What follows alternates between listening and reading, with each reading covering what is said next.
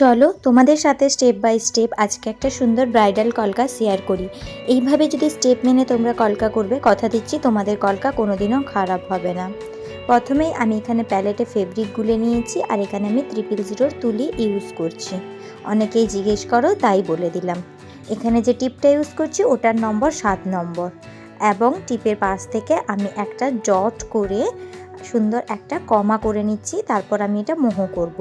তার আগে জানিয়ে দিই, আগের দিনের ভিডিওতে সঠিক অ্যান্সার দিয়েছেন 3 জন, যার মধ্যে পিকু আচার্য, শ্যামলী আচার্য আমার আগের ভিউয়ার্স, থ্যাংক ইউ। আর নতুন একজন ভিউয়ার্স রিতাস আর্টিস্টিক্স বলে এই একজন ভালো সঠিক অ্যান্সার দিয়েছেন।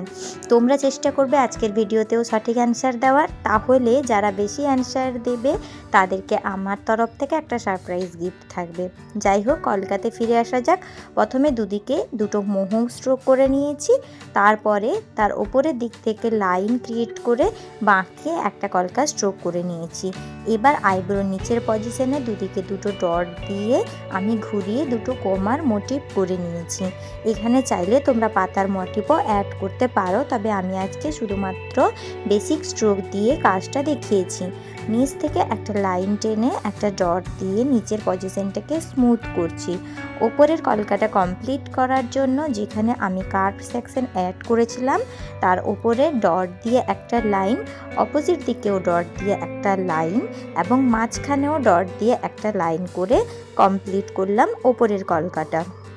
এটা আমার ক্লাসের ডেমো ছিল, তাই ভিডিওটা একটু নড়ে গেছে, তোমরা প্লিজ ওটা একটু ম্যানেজ করে নিও। এবার যে কমাটা করেছিলাম ওর সাইড থেকে আমি একটা লম্বা দাগ টেনে নিয়ে মাথার দিকটাকে একটু ফুলিয়ে দিয়ে পাতার স্ট্রোক অ্যাড করলাম। এবার সাইড থেকে আবার দাগ বের করে নিয়ে আমি ঘুরিয়ে নিয়ে কমা করছি। আশা করছি তোমরা ভিডিওটা ভালোভাবে দেখলে বুঝতে পারবে কোথা থেকে কোনটা অ্যাড করা আছে। কমার শুরুটা হয়েছে মোহর পিঠ থেকে, এবং মোহর পিঠের পাশেই একটা ডট দিয়ে আমি কমাটাকে কমপ্লিট করেছি। এই কমাটাকে আমি এখন মোহতে পরিণত করব, কারণ আগেরও দুটো মোহো করেছিলাম, তাই আমি এটাকে মোহো করলাম। এইভাবে তোমরা কিন্তু একটা রিসেপশন কলকাও ড্র করে নিতে পারো, খুব চটজলদির মধ্যে এবং সহজ পদ্ধতিতে হয়ে যাবে। এরপর যে মোহো দুটা করলাম ওর মাথার ওপরে ডট দিয়ে আমি ডটের লাইনটা মোহর পিঠের মধ্যে অ্যাটাচ করে নিচ্ছি। মোহর যে ডটটা আছে ওই ডটটার লাইন বরাবর আমি কতগুলো ডট পরপর দিয়ে দিচ্ছি।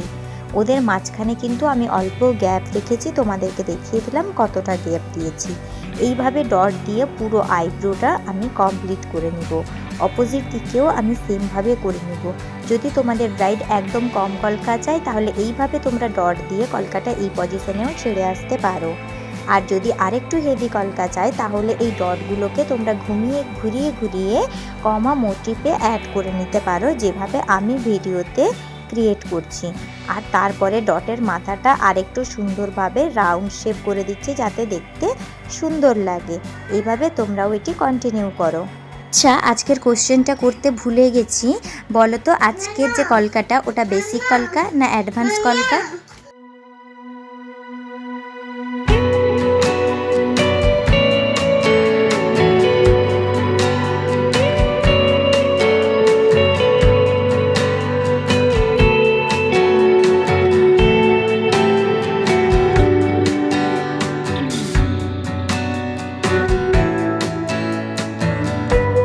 এবার এই কমাগুলোর ওপরে আমি একটা করে ডট অ্যাড করছি। ডটগুলো অবশ্যই কমার ডটের থেকে একটু ছোট করবে, তাহলে জিনিসটা দেখতে খুবই সুন্দর লাগবে।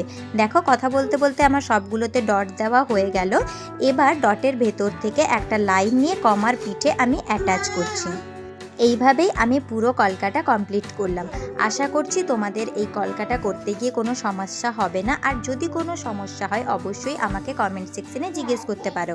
আর যদি ভালো লাগে তাহলে লাইক, কমেন্ট, শেয়ার করে দিও, এবং চ্যানেলে নতুন হয়ে থাকলে সাবস্ক্রাইব করে পাশে থেকো।